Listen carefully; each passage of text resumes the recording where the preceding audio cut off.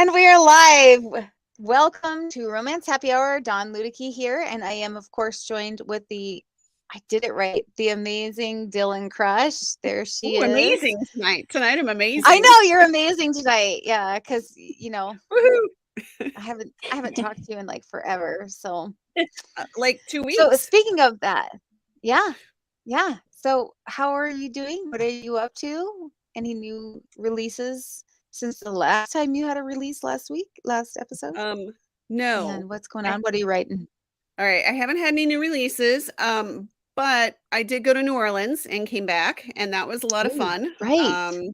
I went for a writing retreat / little mini conference kind of mastermindy thing. And yeah, so that was fun. That was my first time in New Orleans as an adult. And Ooh. it was an interesting place. I remember most of it. So it was So great. where did you end up eating?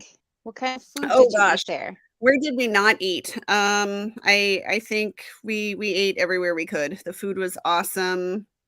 The cocktails were awesome. The company was great. No, it was fun. Yeah. And we did, like a haunted pub crawl, and we got to go, and I don't know if either one of you have ever been to New Orleans, or Dawn. You've been in New Orleans. We talked about that last time, Dawn. I have. Yeah. But it was really cool, and we got to see the house where I think like American Horror Stories is filmed or Oh, based on. Um, I don't watch that because I'm a big giant wimp when it comes to scary movies and scary shows, me but too. yeah, it was fun.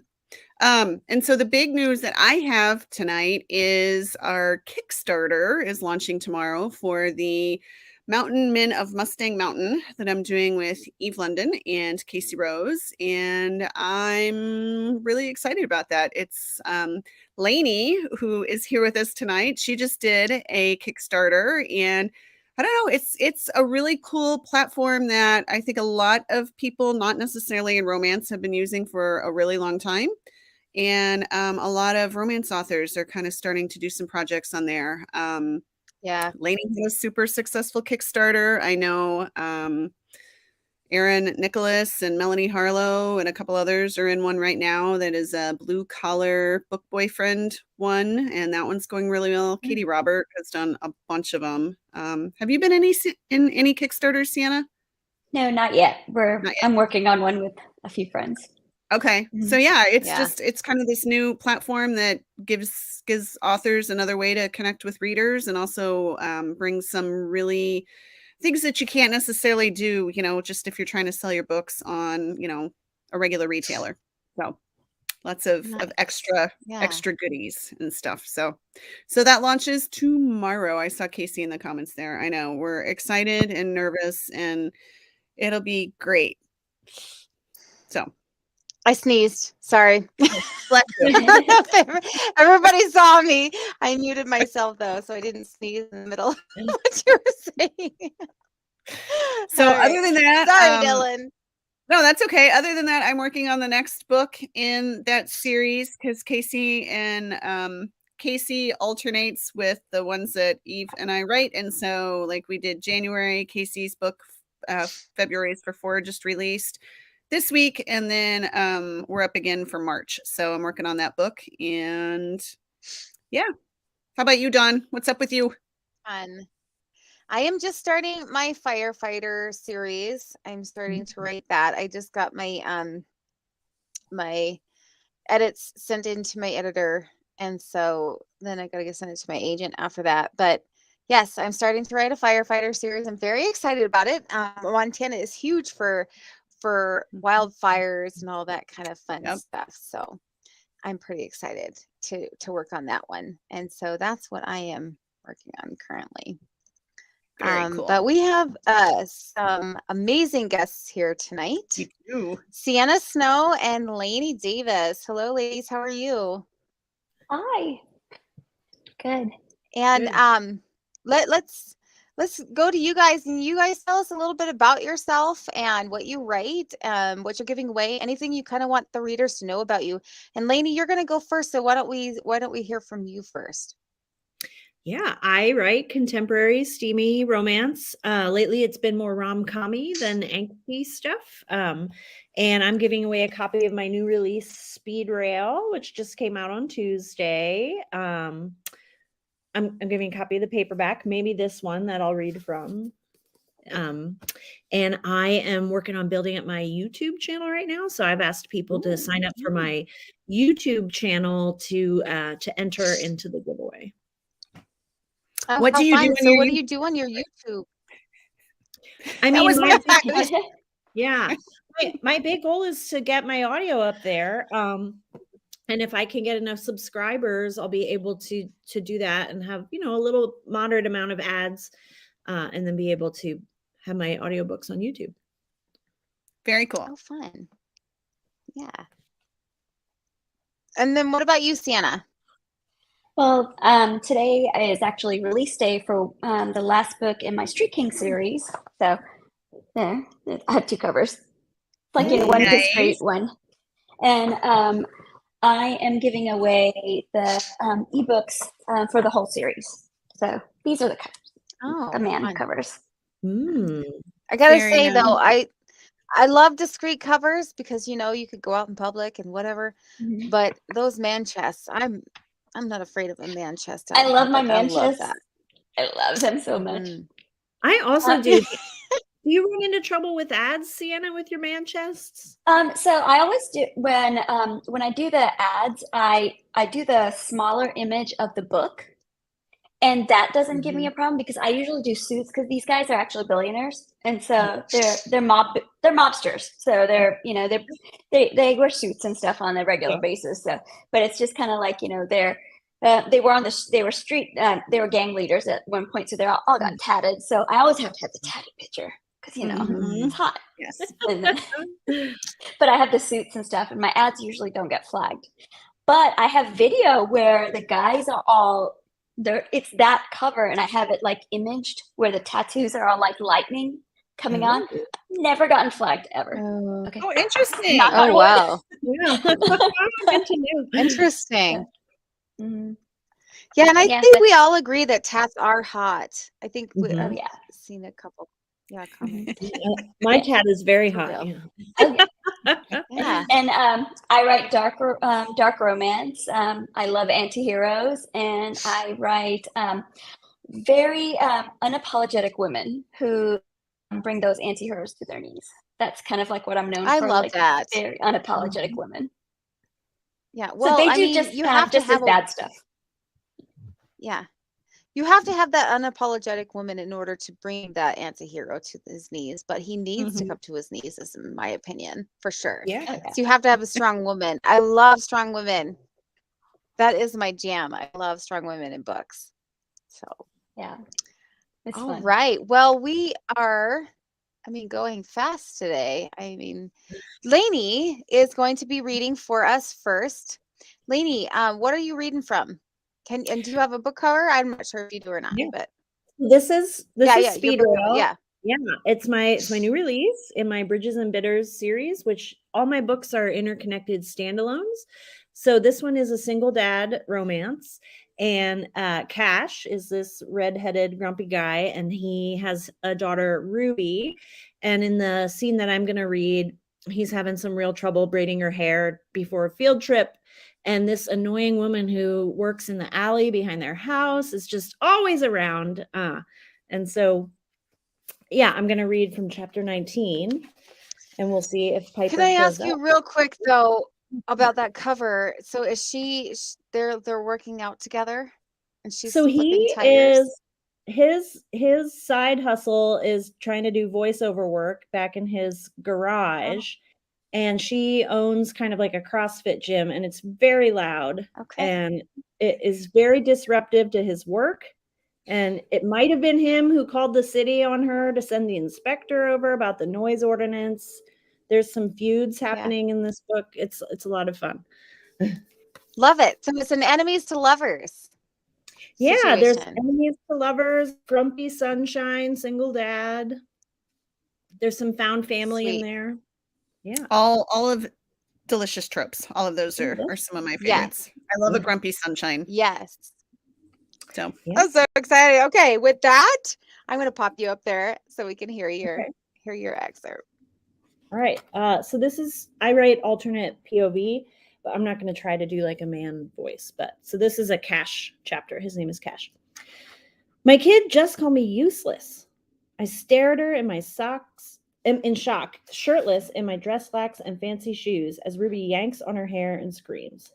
You're just the most useless man in history. You ruined everything.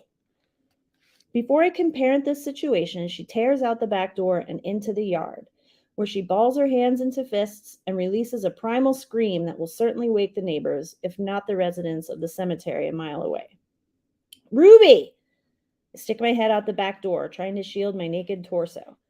Get back in here right now. No! I want to go live with Emerald because her mom can braid hair. I blow out a breath and cling to the door. I knew this day was coming, tried to plan for it carefully. I've watched all the YouTube channels. I know what a fishtail is. How in the heck am I supposed to create a princess braid to take a second grader to the symphony? Who even knew The Little Mermaid was something a symphony could play for kids? All I know is we need to be at the school in about 15 minutes, and I'm missing a day of work to chaperone this nightmare. Before I can bodily haul my child back in the house, I see Piper, clad in her usual leggings, emerging from her bright green toy car in the alley. Ruby, what's wrong, honey? Piper doesn't even lock her door before dashing over to my daughter. Piper squats in the grass and looks her square in the eye while they talk. I have a brief vision of sharing parenthood with her, of watching the two of them play in the yard while I cook dinner. Where in the heck did that come from? I hear a lot of gasping and weeping and can just make out Piper nodding in the pre-dawn autumn light. And then the two of them are headed my way, holding hands. Ruby appears to be skipping. Piper's gonna fix it. Ruby huffs and sighs, slaps a brush on the table, and plunks into her seat in the dining room. Piper waves timidly and slides past me, looking like she'd rather scrape her back on the coat hook than risk bumping into my chest. I guess that's fair, since we barely know each other. I haven't even had coffee yet, which is probably why I'm not freaking out that I'm shirtless in front of the vexing woman who is at least 50% responsible for this situation. I'm sure of it. I stand in silence, watching as Piper picks up the brush and starts combing Ruby's hair. Ruby closes her eyes like she's getting a massage. When I brush Ruby's hair, she squirms and shrieks. I don't see anything special about Piper's brush strokes from my angle, but I pour myself a mug of caffeine so I can more accurately assess the situation. I slurp the coffee and watch Piper's fingers bend and weave through Ruby's dark hair, forming a circular braid that clings around Ruby's head like a crown. The vision comes back of Piper in this house, in pajamas, doing our morning routine with Ruby and me. I blink that away and lean in for the final moment when Piper tucks in the ends and hides the hair tie.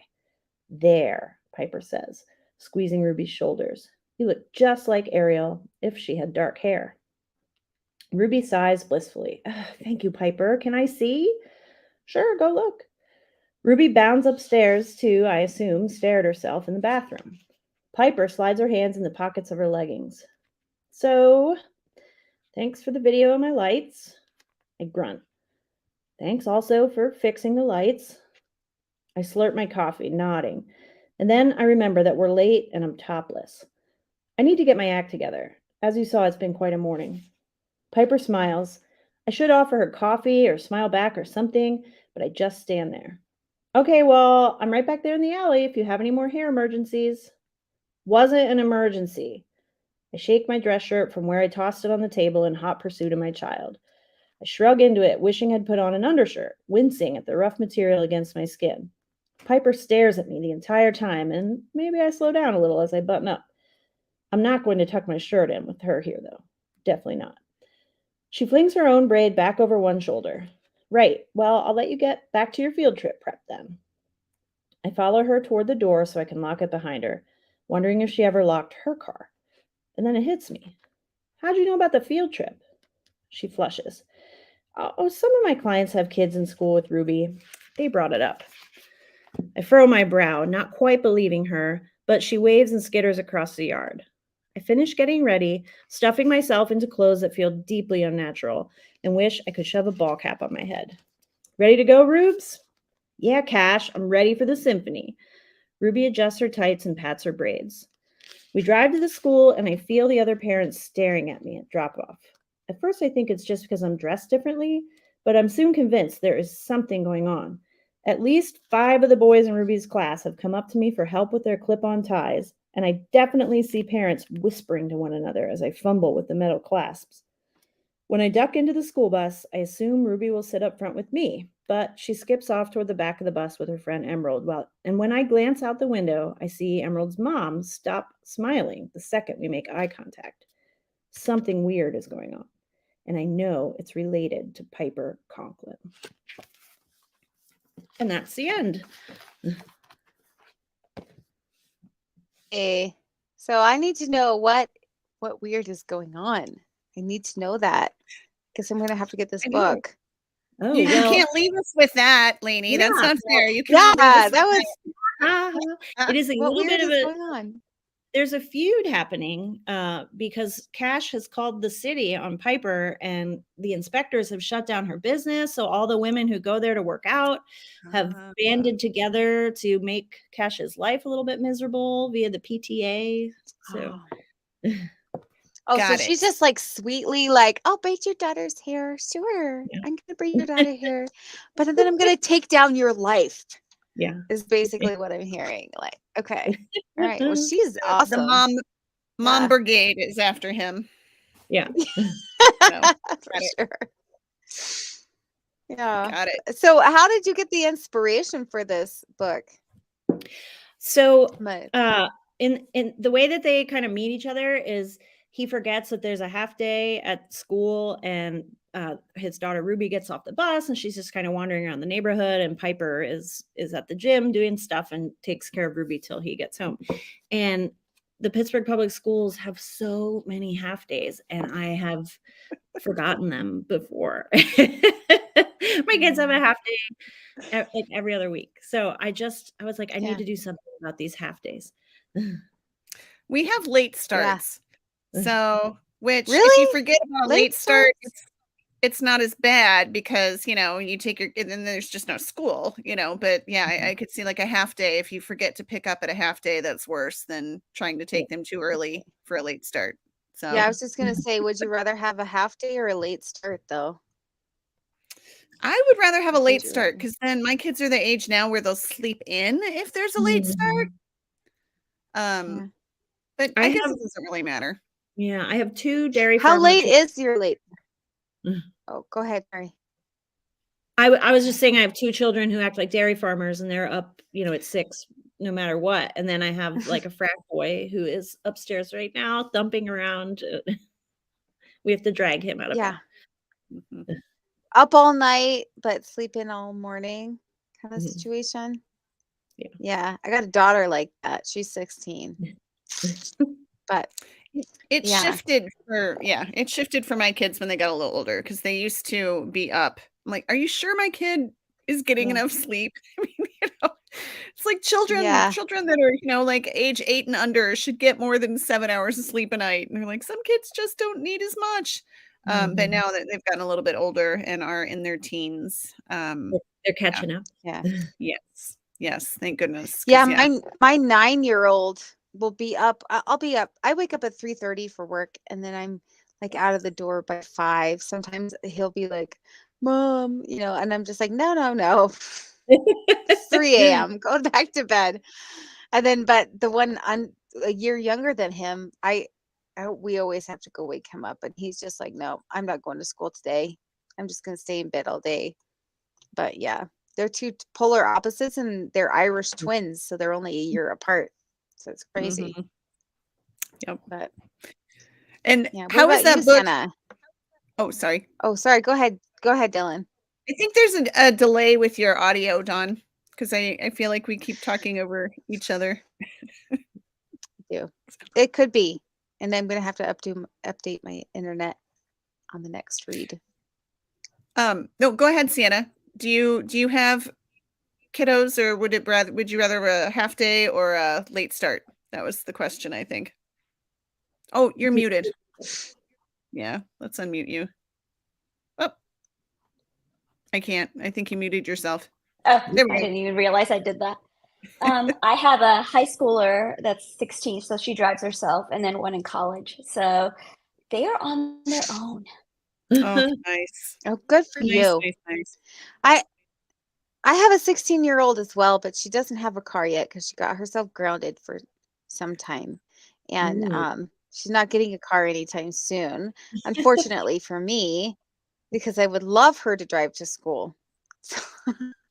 She's driving her brother's Yeah. car because he can't take a car freshman year. He's at Georgia Tech, and it is too expensive to park a car as a freshman because it's an urban campus. Mm-hmm. I'm not paying Oh, exorbitant fees to park a car that he Mhm. can't drive anywhere anyways. So No, yeah. nope. yeah. Well, that works out. For real. Yeah, so she's just happy that she has a car, and I'm happy I don't have to drive her. Right. Yeah. So, Lainey, I was going to Yeah. ask, how does this book tie into your other books? And does this take place in Pittsburgh as well? Yeah. So the series that I'm doing now is my Bridges and Bitters series. So the first book is Fireball, and then there's Liquid Courage, and now Speed Rail. Oh, And these, fun.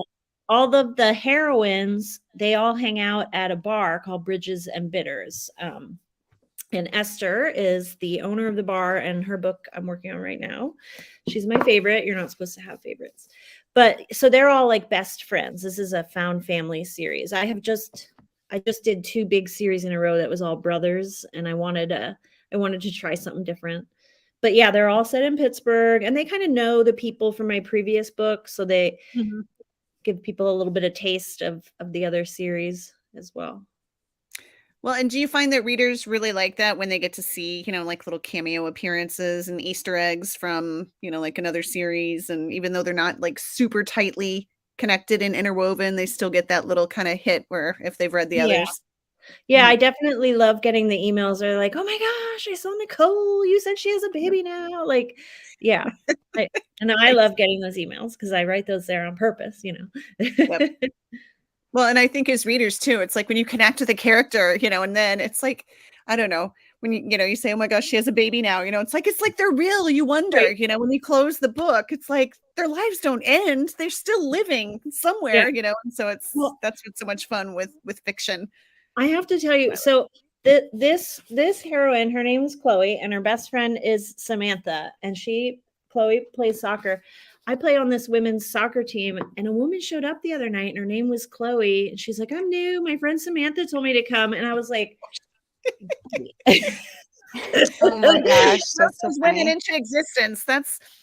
There Ah, needs to be like a rom-com about that, like a romance author who all the characters that she's been writing start showing up and in her life. I felt And like I was on the Oh Truman my Show. gosh. That That'd be yeah, so fun. that's so funny. that would be fun. That would be So so awesome. we So did have a Dylan, do couple we have questions. any questions? Yes, God, you're reading my mind, Dawn. All right, so Sorry, I know we are. Linda is the only one who has posted questions right now. I'm just double checking. We can always count on Linda for some good questions. Linda wants to know who has had the biggest impact on the person you have become. That is a really deep, serious question, Linda, to kick off the evening with. But I'm eager to hear what you guys say. I feel like though Linda has been really deep lately. I think last Linda time has she been had some deep really lately. good questions too. Yeah. She did. So, Lainey, you want to Yeah. take this one first? Just because we'll just keep going in that order since Yeah, otherwise I you mean, guys both try to talk at the same time and it gets awkward. it's got to be my mom. She was a voracious romance reader, and I really started reading her romance books. She passed away in 2015, and I wish that she could see that I've become a full-time romance author because I know that she would really love that. But yeah, she's my why. For How about you, me, Sienna? for the biggest impact on me as a person, I would say my mom as well, like as a person and stuff. But for writing wise, it was honestly like the other authors that I've met. Like I met Karen Rose, and then it's just kind of like, where I've met so many different authors during my journey, Mhm. and they have impacted me.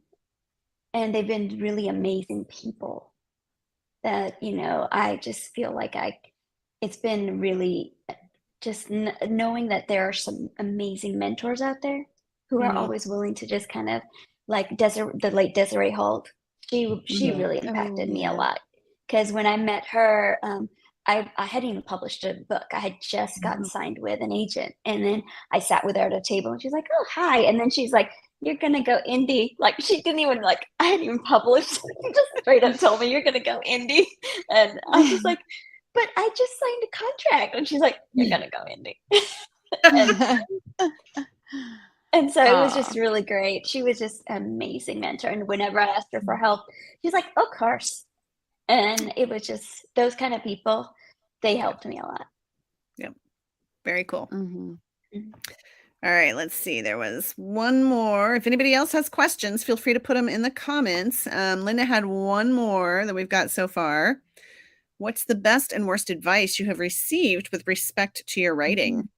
Mm-hmm. Well, recently, like Sienna was saying, other writers, especially in this genre, I have found are so generous with their time and advice and wisdom.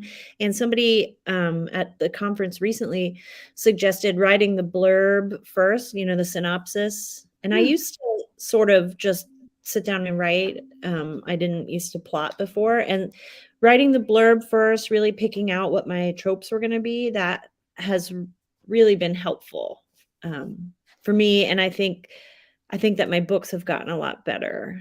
I don't know if I can think of bad writing advice offhand, because I tend to just forget about it if I get some. Yeah. That sounds very positive. How about you, Sienna? Okay. Oh, sorry. No. I have a question afterwards. So once Sienna answers, I'll ask mine. Okay. The best advice I've gotten is don't listen to the negative advice. Like, just ignore it. Yeah.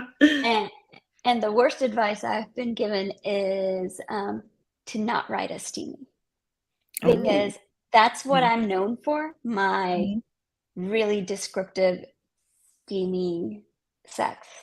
And I realized I don't need to have anybody else's voice. And so when I started just being true to who I was, I like the dark and all that stuff, I started selling. And I realized people can hear my voice. Like, the more I loved my writing, the better I did. And so I was like, yeah, screw y'all. Yeah. How about you, Dawn? I want to hear your answer to this question too.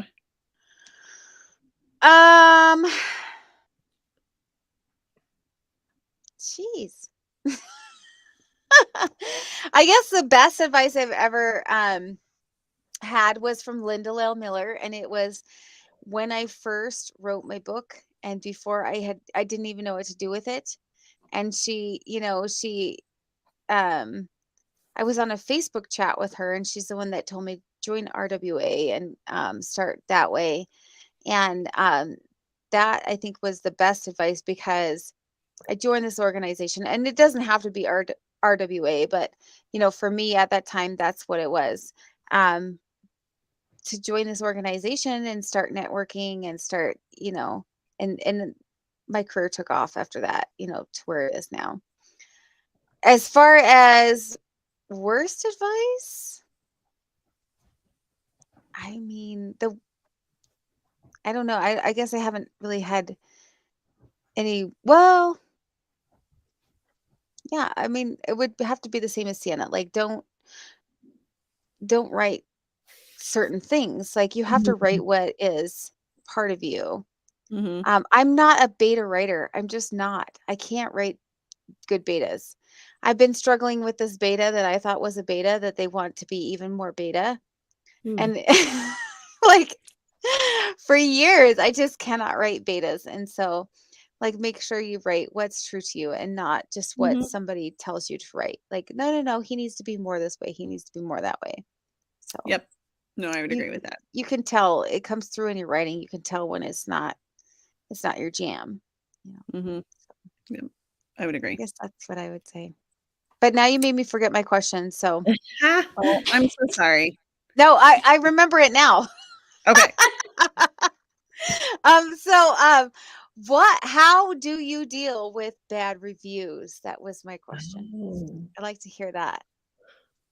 How do you deal with bad reviews?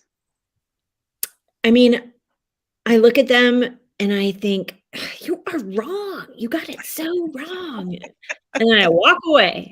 Yeah. But like every now and then I'll get the kind of bad review that I love, which is 1 star for the book being too raunchy or Yeah. too much sex. I love those because I use them in my marketing.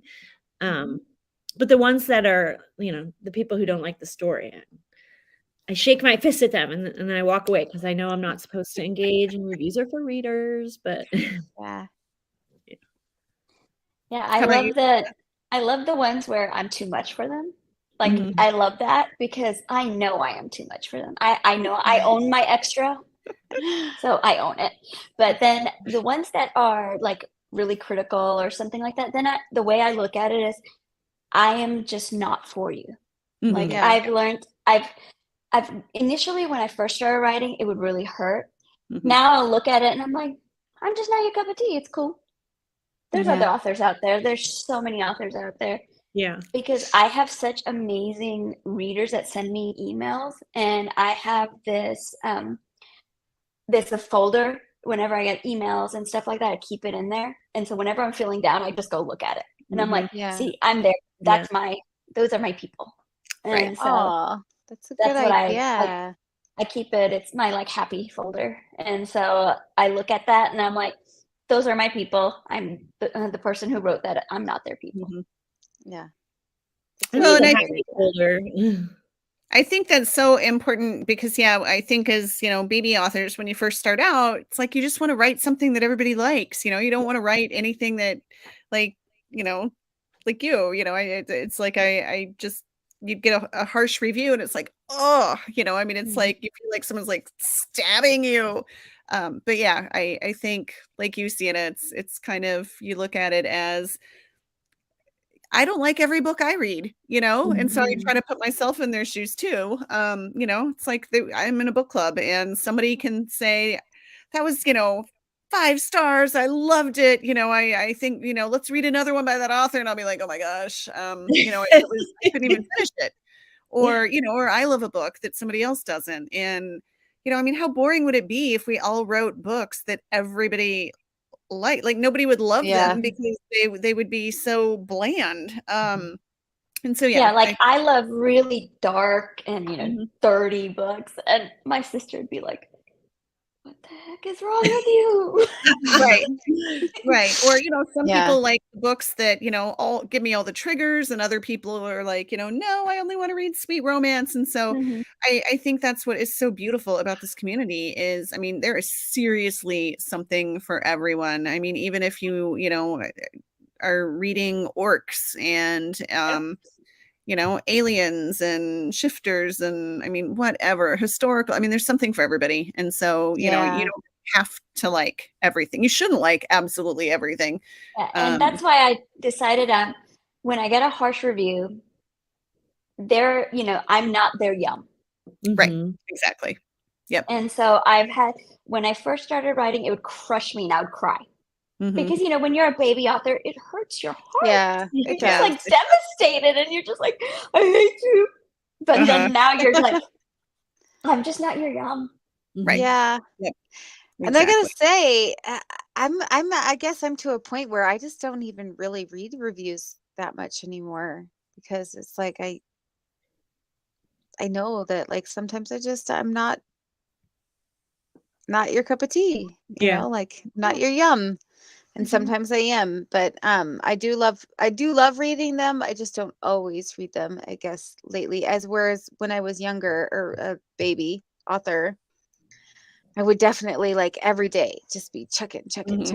like Hmm. checking my reviews. Do they love my book? Do they love my book? And now I'm just like, well, I'm not writing my book for you necessarily. I'm writing it if you love it, then you love it. But I'm writing my book for me because I have to get this story told. Mhm. Hmm. And so, if I'm telling this story, then it's for me.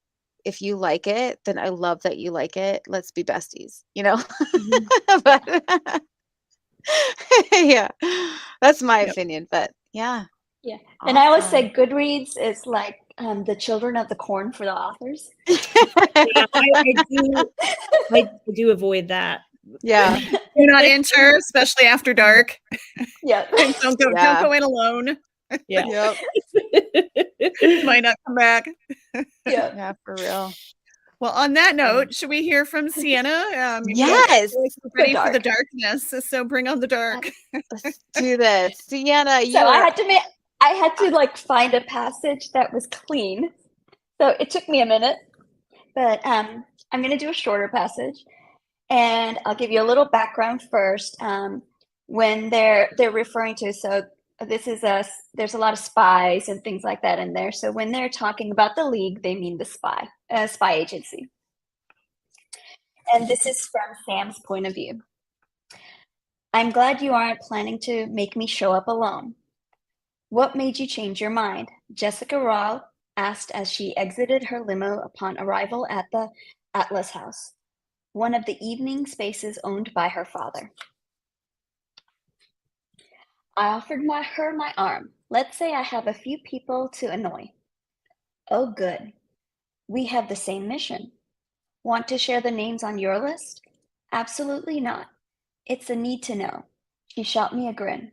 Besides, you are just as tight-lipped about the people you like to poke into a frenzy of rage. I'm pretty open about who I dislike. Members of the New York City elite establishment don't count. You need a reminder you're one of them. I'm an interloper who learned the right speech and behavior. As we passed security, I handed them my invitation, but as soon as they caught sight of Jessica, they handed the envelope back to me and stepped out of the way. However, a few other team members began scrambling and others began speaking into wrist mics. You fit better than I do, and I was born into it. I take it you forgot to tell your family that you would be in attendance and bringing a guest? My sister knew, and now my parents do. So the grass isn't greener on the elitist side? We stepped into the ballroom and immediately swept in and attention shifted in our direction. Jessica's lips curved in that calm smile I'd seen Devani don so many times whenever she wanted to mask her emotions. Didn't Jaina and Danica fill you in? It's sunshine and roses on the elitist side. And if you don't follow the establishment, the ladies and daughters will all, with all the power, make your life so easy. They talk about you to anyone who will listen and then point out every one of your flaws. Then your parents will meticulously groom you and force you to attend all the parties to prove you are the perfect example of an upper crust socialite. The sarcasm in the description of her youth had me chuckling. She could definitely give Jaina a run for her money in the just keep it real department. What could one of the most successful litigators in New York have done to fall from grace in her family's eyes? You mean besides show up to an exclusive charity dinner with Samir King? Exactly. Oh, so many things, she hummed. Chief amongst them, I stood on the opposite side of the line they drew in the sand. So under the perfect Miss I always follow the establishment guys is a rebel? Duh, you know about the outdoor sports I enjoy. Speaking of those sports, are you playing anytime soon? I'm always playing. Everything else is a side gig. When did you start playing? Is this curiosity or do you want to join the team? From what I heard, you have to start young. I doubt I qualify. We do start young, between 17 and 18, usually. I only know one exception, much younger, but I'm sure there are others. No, only one exception ever, Devani. According to Devani, when the North American directors had learned her education started the day she turned 13, all hell broke loose. They viewed the actions of her trainer as grooming a child to become an assassin before they could make a conscious choice. However, Devani believed her trainers gave her a purpose and helped her survive her childhood. Her mentor had also given her the skills to play on the shark-infested chessboard she'd have to navigate as the heiress to Maya Ratna Holdings. I believe your sports league president is unique in every way possible. Devani came into view as if on cue, crossing the threshold of the ballroom as Neil Joshi's arm. From the first moment I saw her, she had this aura. It was how she gave no Fs or couldn't have cared less whether anyone loved or hated her. Though feeling lay heavy on the latter side of the scale. Jealous, all of them. Growing up, I wondered what it would feel like to be the wealthiest person in the room, and then I'd gotten to know Devani. She rarely, if ever, trusted anyone and viewed the world with suspicion. Hot damn, doesn't look anything like the league president tonight, Jessica said, with a hum of admiration from one side. She sure knows how to make an entrance. Queens always do. I had no doubt she planned everything to command attention, to own the room, from the way she precisely applied her makeup to coordinate with the bold blue body-hugging modern lehenga choli she wore, to how precise the diamonds and sapphires covering her hair, neck, and arms reflected the light to give the correct impact.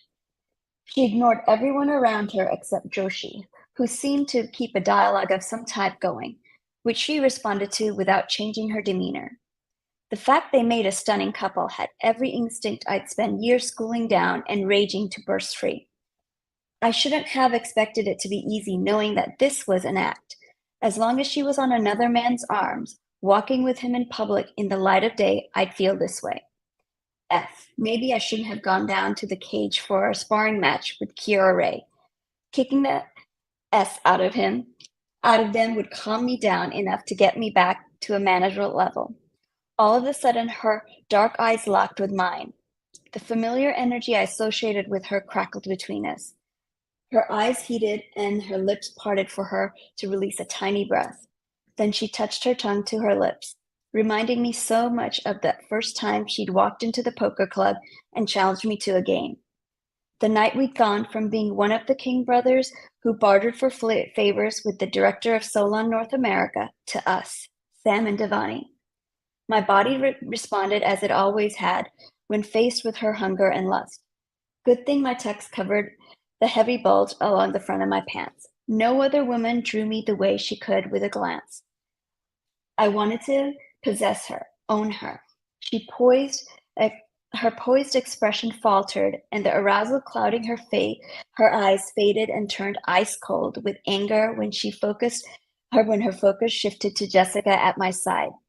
However, within a millisecond, she'd reined her emotions back under control, returning her mask solidly into place. Except for the clenching of her jaw, only someone who knew her body inside and out would notice. Good to know the jealousy wasn't just one-sided. It would make things a hell of a lot easier when we had our discussion. That was interesting. Care to elaborate? My position in the league is to observe, and I catch everything, even when I wish I didn't. Your point? Whatever just passed between the two of you, let me give you this advice.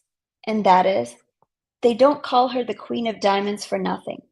It will take more than luck or a prince with $1 billion in the bank to break that rock-hard shell. Good thing I'm not a prince, but a king.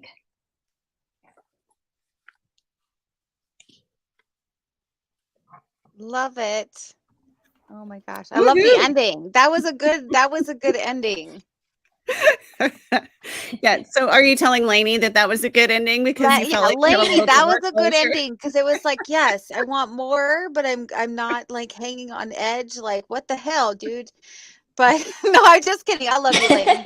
You did great. I mean, I can tell you where you can get the book if you want to know what. Yeah, I mean, yes. Definitely pop a link in the comments because I'm sure after your cliffhanger there, everybody wants to grab your book. So, do we have some questions? Because I have a question and a comment of my own. So I'll let you go first. Still, go ahead. Let's let you go first. If I have time, I'll do mine. Okay. We do have another question from Linda. People are, I don't know, sleeping tonight or something. We don't have a ton of questions in the comments. Linda's keeping us hopping. But I was curious because I know, Sienna, you do write a lot of dark stuff. And so, I mean, if your heroine is an assassin, I mean, how do you do your research for this? Do you have connections with a lot of assassins who you can, pump for information, or? I have family that are federal agents. Ah, That's great. Perfect. Perfect Okay. answer. I literally will be like, is this real? And then they'll be like, no, this is BS. And then I'll be like, can you read this scene? Is this actually how they would take somebody down? And then they'll be like, yep, that's exactly what you do, especially if, and then I go, she's my height, or she's just slightly taller than me. So how would she take down a guy that's like, 200 pounds? And then they'd be like this.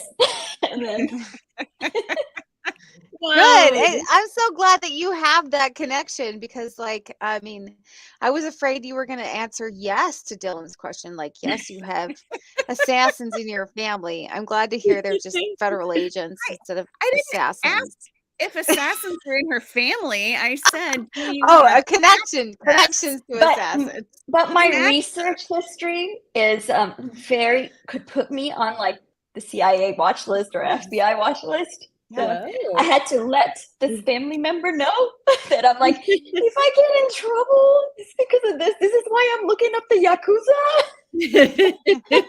If you have a close family member that is an age, they probably already do have a file on you. Oh yeah. Yeah. I know. I had to, when my family member got we had to be interviewed. Yeah. Whoa. They knew everything about us beforehand. Yes. I had a college friend that went into government stuff, and yeah, I'm sure some of Before they even walked near my house, they knew everything about us. It was just kind of like preliminary. Whoa. Yeah. Mm-hmm. So. Yeah, I've had some clearances before, but my husband. My husband too, he got interviewed because his friend was getting a top secret clearance. So he got interviewed too. And he was just like connected to him from way back when, Mm-hmm. So yeah, for sure. And that's where, did you lie then? Did he lie and say like he was into all this kind of weird stuff? And oh no, okay. Oh my gosh, he should have. Holy crap, I'm going to talk to him now. No, he probably would have gotten in trouble. All right, I'm teasing. Linda has another question, and she wants to know, do you think everything happens for a reason? Gosh, Linda, you're like super deep tonight. What is up with Linda? Okay, Linda, what are you drinking? Like, pop in the comments. Are you like drinking your moose? Is it Moose Drool? It's not Moose Drool. What's that? She's our Canadian. She has a winter drink. It's like the Christmas drink. Moose milk. Moose milk?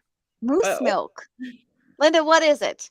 Pop it in the comments and tell us if you're drinking it tonight, because it's super milk. Deep. Moose milk. Right. It's moose milk. I don't know if I think everything happens for a reason. I do like to spend time thinking about things afterward, analyzing. I've done therapy. So I do try to make meaning from things that happen. She says, I'm not drinking. What the hell is moose milk? We're not laughing at your answer, Lainey. We're laughing because Linda is saying WT. Oh my God. I'm so sorry, Lainey. I have no idea where Dawn got that, but you know what, Dawn? Sometimes Dawn just comes up with some stuff. Yeah. So maybe Dawn was drinking fermented elk milk. Okay. Maybe I came up with moose milk. I'm gonna. We'll have to have somebody go Google moose milk and tell us what that is. Say. We don't want to read the definition. That'd be a real thing. Right. I don't want to put that in my search history while I'm on with Sienna.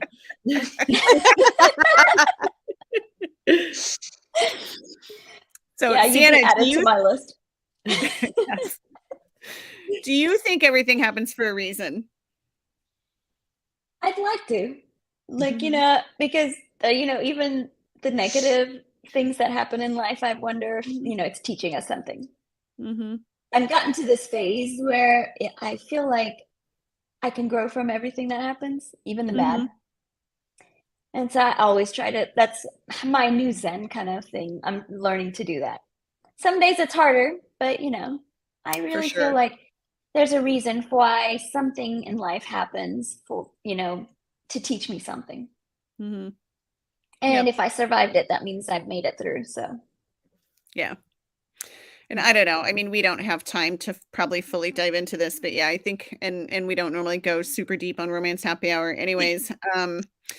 But it just makes you think about like some of the big things that have happened throughout history. I mean, yeah, it's hard to think some of those things happen, for a reason, but yeah, it's hard to see at the time oftentimes. So I don't know. yeah.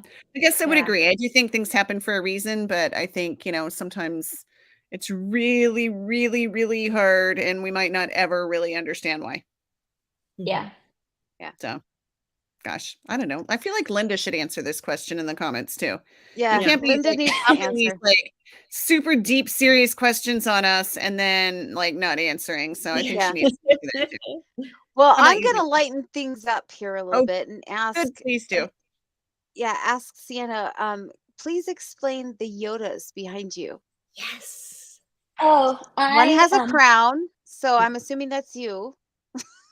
well, it's my crown for TikToks. I wondered if that's what it was.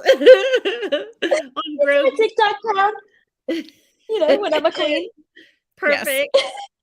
Love it. But I'm obsessed with Grogu. I'm a geek, and I'm a total Star Wars geek, and my kids make fun of me, but then they feed my love of Grogu. So they buy me, and this was my Christmas gift from them. Oh. So like, even though they make fun of me, they Mhm. feed my Right. my obsession. I had And to buy so me this some is Grogu. this is a replica. Like this one is like a $400 replica. Like it's Oh, wow. literally it feels like what the actual what he would feel like in production. Wow. Yeah, and so I'm like, no one touch it. So is that why So your my- crown was on it? Because I was wondering if that was like a representation of your family, but you were like the queen and like the biggest one, No, even it though just- you're it just obviously fits. really tiny. So It just fits on it. It just kind of holds my crown. But I'm obsessed with Grogu, and now that the show's going to start in March, I'm like, oh my god, nobody better bother me. that's funny. That's awesome. Yeah, So I'm a little bit nuts.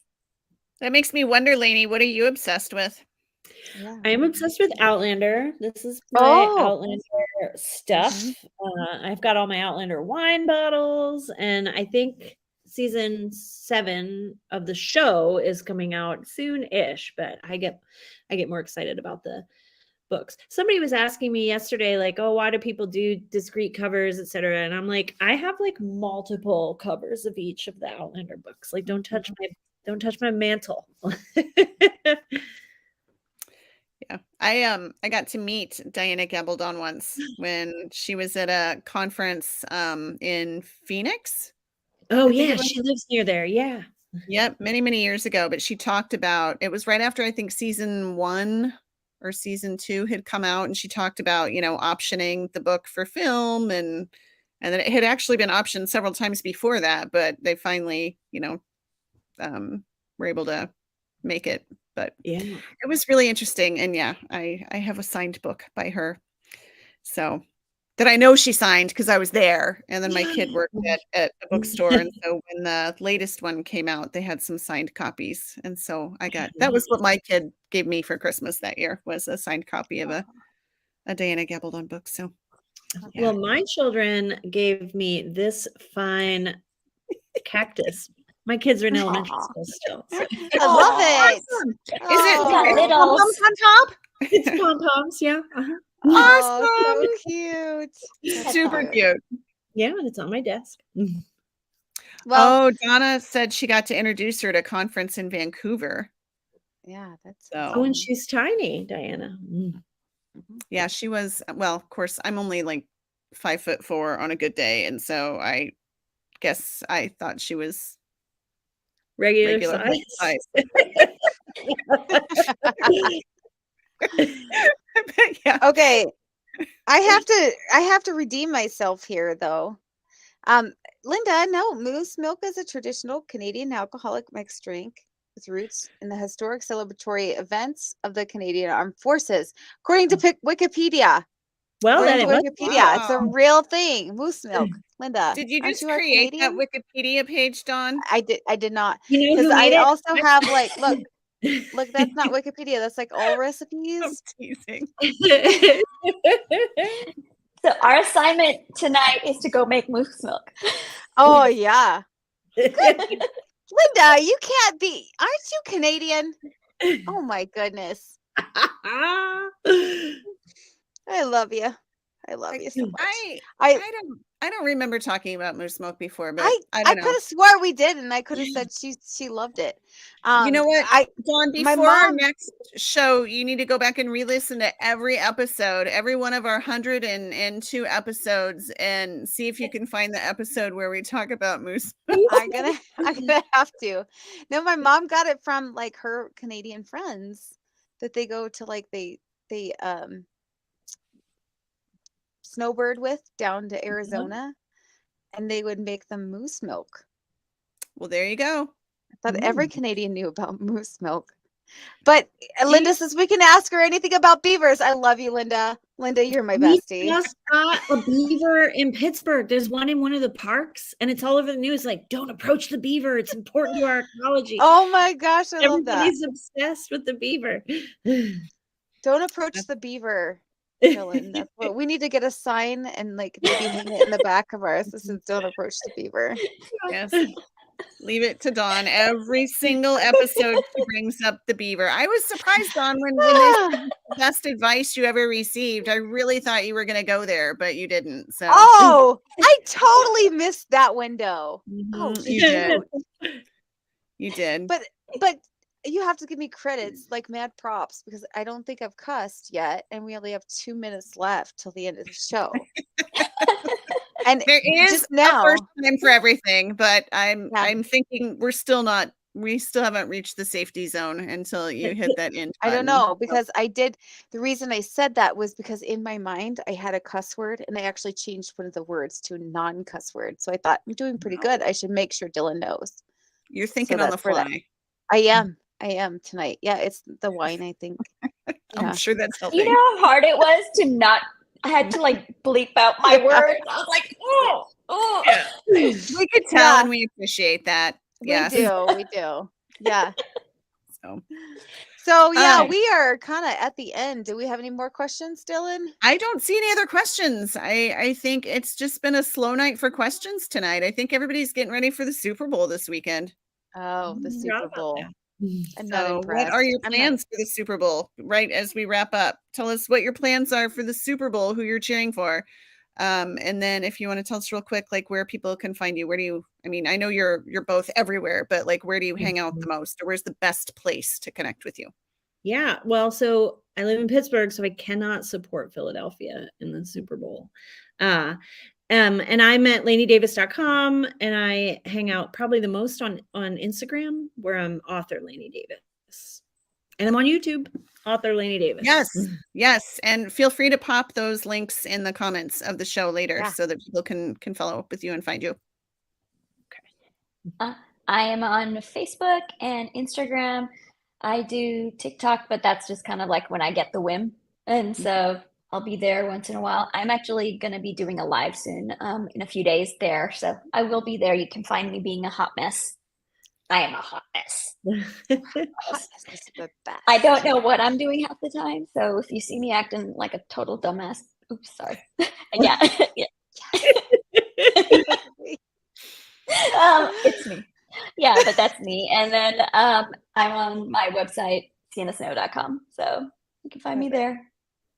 And are you watching the Super Bowl? Are you cheering for anybody? Yeah, not really. I'm a college football girl. So that's my whole thing. And my school won.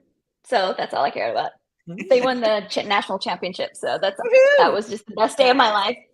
Because I was just like, they have not won, since I think the 80s. So that's awesome.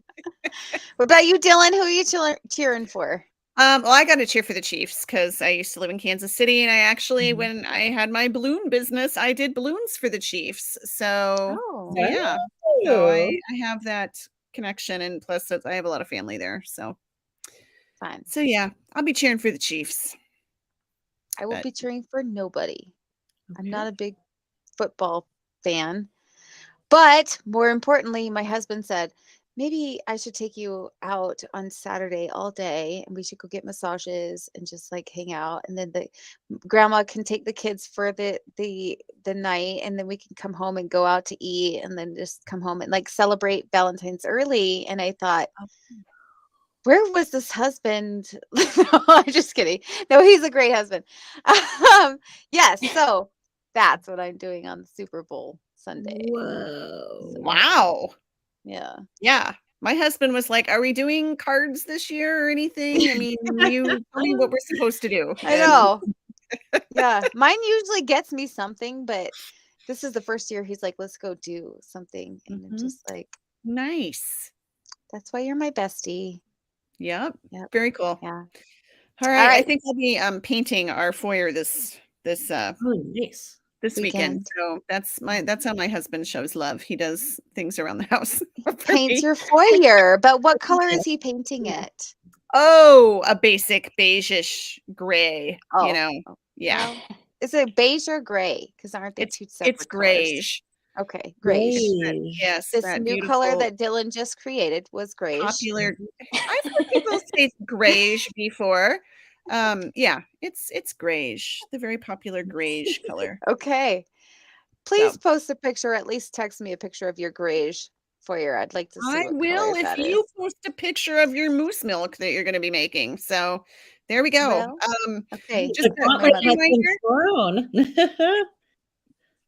Quick reminder That's before we say goodbye, we do have the giveaway up on the Romance Happy Hour Facebook page, so head on over there. Both Sienna and Lainey have some goodies for you this week, and we'll be back next 2 weeks from now. So we're back on the 23rd, something. Something. the It's 23rd, definitely February not the 23rd. 30th. It's definitely Yes, not the no, 30th. we'll be back on February 23rd. So until then, everybody, I hope you have a great Super Bowl Sunday and a great happy Valentine's Day and Galentine's Day and all that. And Yeah. we'll see you then. All right. We'll see you. Bye.